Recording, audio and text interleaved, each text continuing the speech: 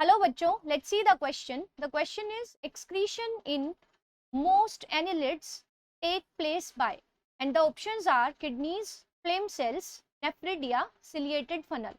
So let's see what is the key concept to solve this question. So the key concept here to solve this question is that first of all हमें ये पता होना चाहिए कि what excretion is actually.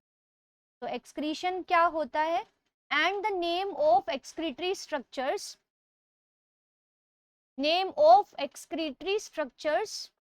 in different animal groups.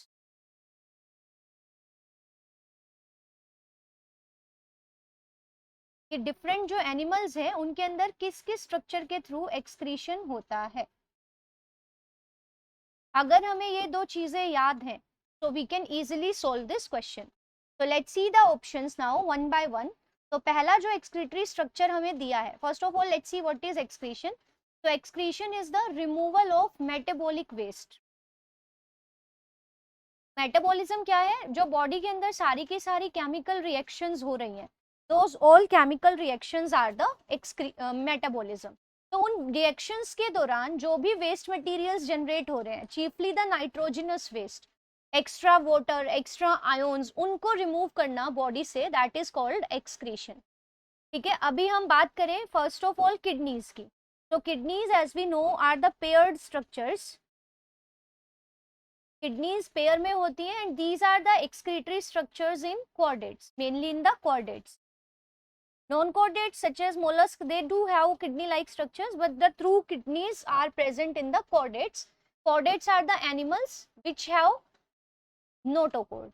तो आपको chordates के अंदर paired structures देखने को मिलते हैं for removing the nitrogenous waste. तो लेकिन annelid की अगर हम बात करें तो annelids के अंदर there are no kidneys, so this is discarded. जो second option हमारा है that is the flame cells. Flame cells are the protonephridia actually.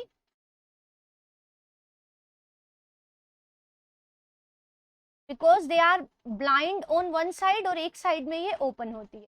तो flame cells are the ciliated cells. Generally these are ciliated cells and they first collect the waste from the cavity. ये body cavity से waste को पहले ये collect करती है body से और फिर उस वेस्ट को ये बाहर डिस्चार्ज करती है. And these are called flame cells because they have a tuft of cilia, जो कि आपको एक कैंडल की, जो फ्लिकरिंग कैंडल है उसके जैसा अपीयर होगा. तो इस वजह से हम इन्हें फ्लेम सेल्स कहते हैं. The structure of flame cells is somewhat like this. They have duct,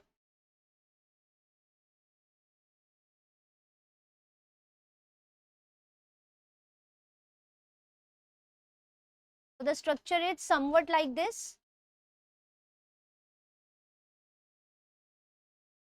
They have a tuft of cilia. और ये जब सिलिया बीट करते हैं तो ऐसा लगता है कि ये कैंडल जैसे फ्लिकर करती है, कैंडल की जो लो फ्लिकर करती है उस तरह का अपीयर होता है. This is nucleus, this is tuft of cilia.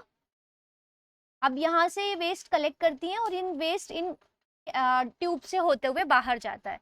But the presence of this flame cells of protonephridia, it is a characteristic feature of phylum platyhelminthes. ये आपको फ्लैटवर्म्स में और प्लेटीहेल्मिन्थीज में देखने को मिलती है. But these are absent in annelids, so this one is also discarded. Now let's see the another option which is nephridia. यहाँ पे जब हम बात करते हैं नेफ्रिडिया की, so यहाँ we are talking about the metanephridia. Metanephridia दोनों साइड से ओपन स्ट्रक्चर्स हैं. अगर हम इनका स्ट्रक्चर देखें so they have a ciliated funnel like structure. ऐसे एक फनल लाइक स्ट्रक्चर होगी which has cilia all around. So these fine hair like structures are the cilia. Now it has a coiled tubular part. ऐसे tubular part होगा जो कि coiled होगा.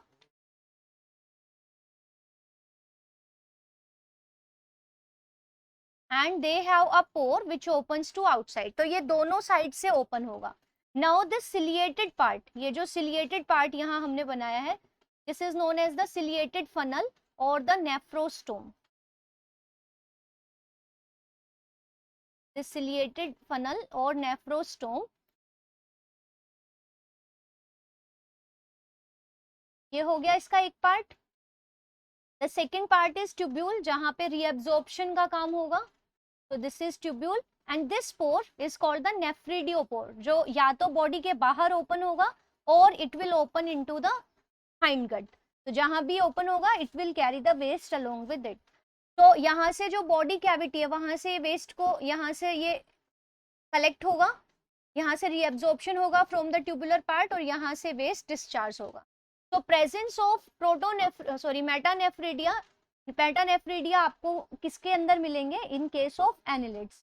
Annelids are the segmented worms. इसके example जैसे earthworms, leeches, nereis, so these are the examples of annelids, so they do have these nephridia।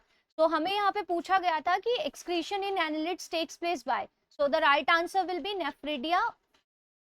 if we look at another option which is the ciliated funnel, तो अभी हमने देखा that ciliated funnel is actually the part of this metanephridia। ये ciliated funnel और